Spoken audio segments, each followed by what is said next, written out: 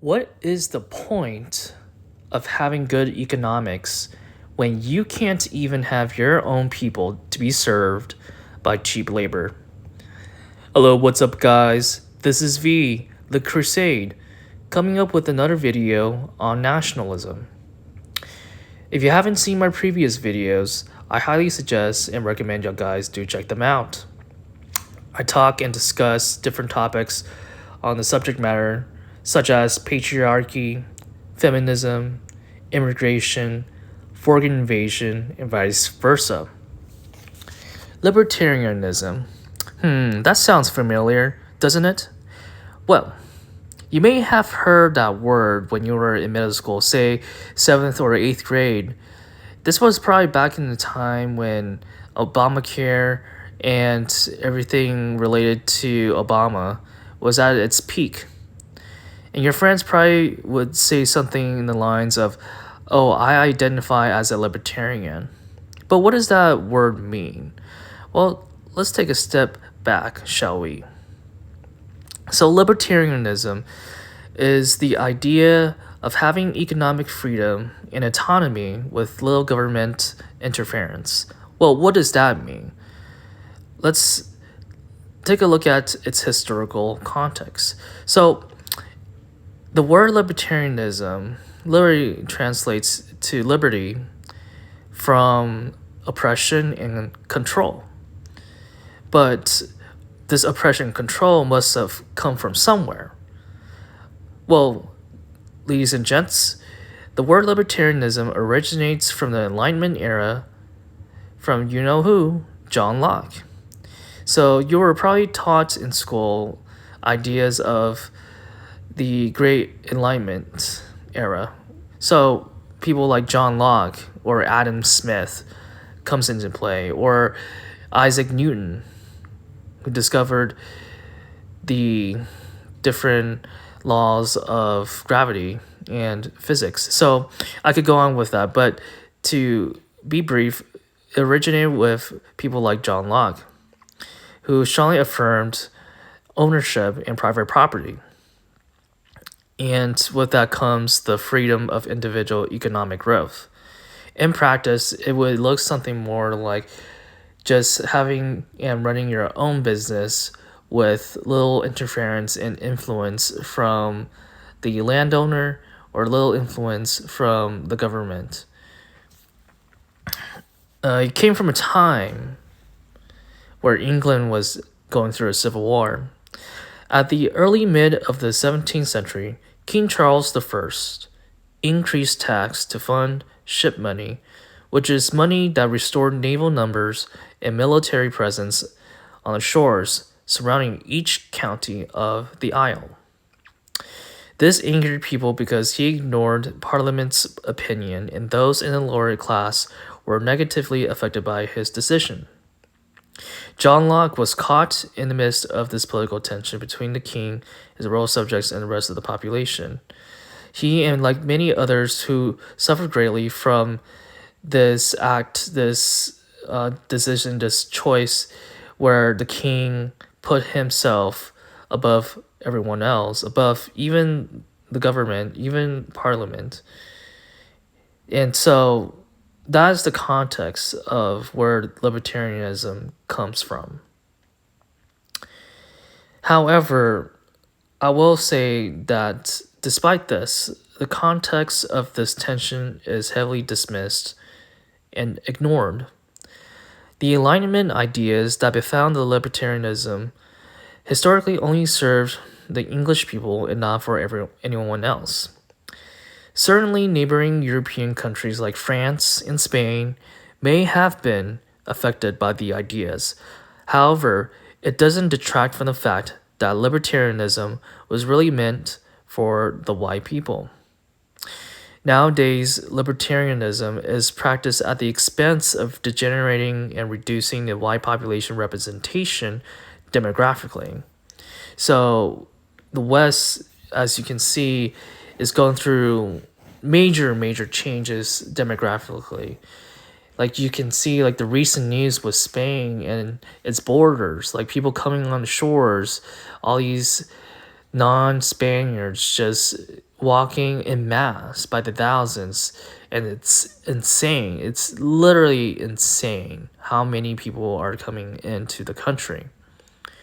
This kind of reminds me of the time when the Muslims they would conquer lands and take over areas, which pretty much that's basically how every nation existed, was conquer and take over lands. So it's through conquest. But I've digressed a little bit. It kind of reminds me of how Muslims kind of took over and invaded Spain at one time. And at that point in time, it took almost about 780 years, give or take, 780 years for Spain to reclaim their land again from these invaders. But it only took just a weekend for these guys to take over Spain. That's idiotic. That's just insane. But to whose expense is this happening? Okay, just keep that in mind. So people argue that bringing non-whites, whom we associate immigrants to, but for the sake of the argument, bring non-whites over to work cheap labor serves white people. However, it takes away their land space, and it really takes away and divides and conquers their sense of identity, their ethnic racial homogeneity across the land. So you may see a halal store or a halal restaurant. You may see an Indian market while you drive, or you may see a mosque here and there. So the point is, while you can argue that white people may prosper economically from cheap labor by bringing these people, these non-whites, into our country, you're also not factoring into who is being served, because what would be the point of bringing these people in to support the economy if the economy ultimately existed to serve the white people? And if there's no white people, then what's the point? Guys, literally, I'm just baffled. I'm speechless about this. Every time when I talk to a libertarian or someone who identifies as a libertarian, I keep coming back to this very own question. Who are we serving? What is the whole point of having economics when you can't have a people? When you can't even have a family to raise? And that is really the whole premise of the argument. Libertarianism historically was meant, and I quote, meant for the white people, and specifically in that time, that for the English people, if you will. It didn't come across John Locke's mind where libertarianism was there to serve these non-white people or these slaves. No, the slaves exist to serve them, to serve the English. And that is the point. And I think a lot of people who identify as libertarians, they don't quite seem to understand, or at least recognize that point, is what is libertarianism for? To whom, especially historically, to whom is such idea for? Why did it exist? You really have to think about the context of history. The Cold War only made it worse, favoring individual economic freedom versus collective disparity. So what this means is a lot of people, especially the boomers, coming off from that generation, from post-Second World War, they kind of have been brainwashed to thinking that they need to support these international affairs, these, our intervention in foreign countries for the sake of capitalism, for the sake of serving our country. I can understand that. I can understand how, say, colonialism, just as much as our expansionism, if you will, how colonialism serves the West, serves Western countries, but there is a certain fine line that can't be crossed. And I believe that the Cold War only exacerbated that problem. However, again, people are still tribal. This puts white man and woman in a spot where the family is divided and conquered, which is the whole point of this topic, is not only are you taking over our land, not only are these people pretty much wiping out the identity of the white race, but they're also destroying the family unit. It's like white man no longer exists to provide for the family, and therefore it psychologically encourages women to view men inferior than themselves because women can just do the same amount of work making money. And I could go further with this on the Industrial Revolution, but to continue with my point, libertarianism destroys the racial ethnic core, or at least not destroys, but attempts to divide people's identity, their racial ethnic identity. Libertarianism also takes away our land, takes away our space where we practice our culture. And number three, libertarianism pretty much what you call it, it's in my mind. Libertarianism divides and conquers the family unit and encourages women to self-sustain themselves economically, which is basically the role of men. The only thing libertarianism can't break is kinship, or essentially nature, if you will.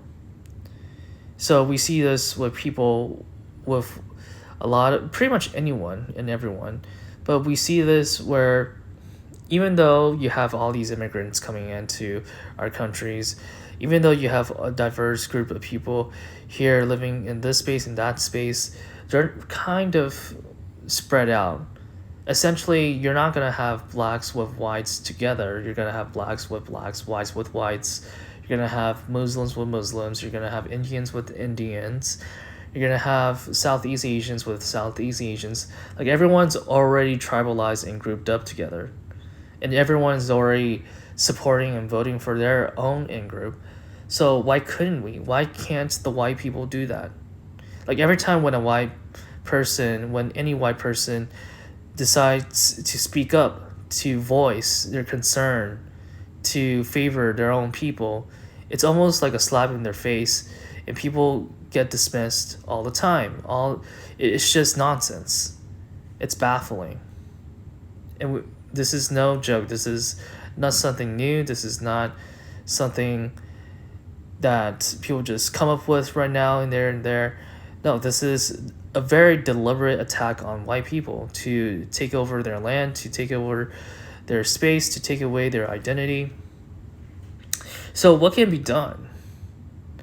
How can a white person, promote his own people, being able to preserve his own people, and still prosper economically? Well, guys, that concern had already been taken care of long, long ago. It started with the toothbrush mustache man. You guessed it, the Austrian painter, Hitler himself.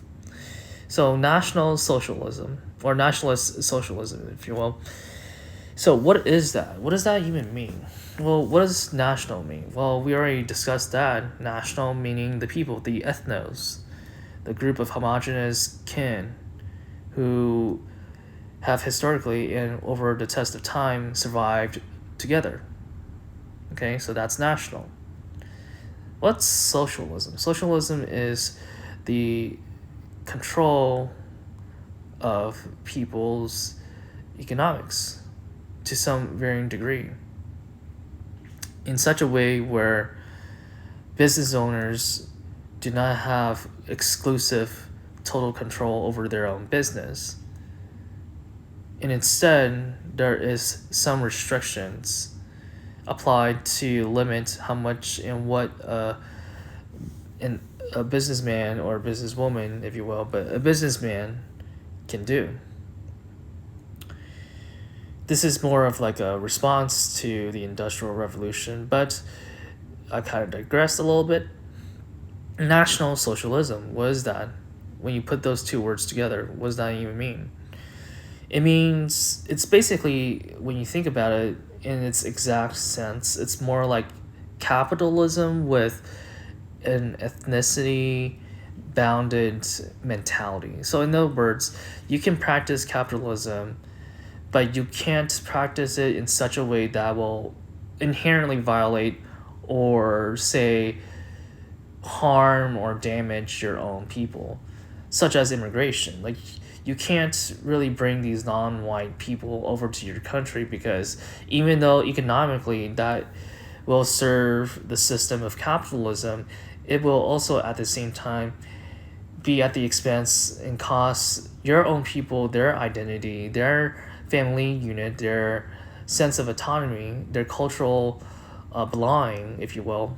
So, National Socialism is basically capitalism done in a restricted way where ethnicity and kinship is at the forefront of the line.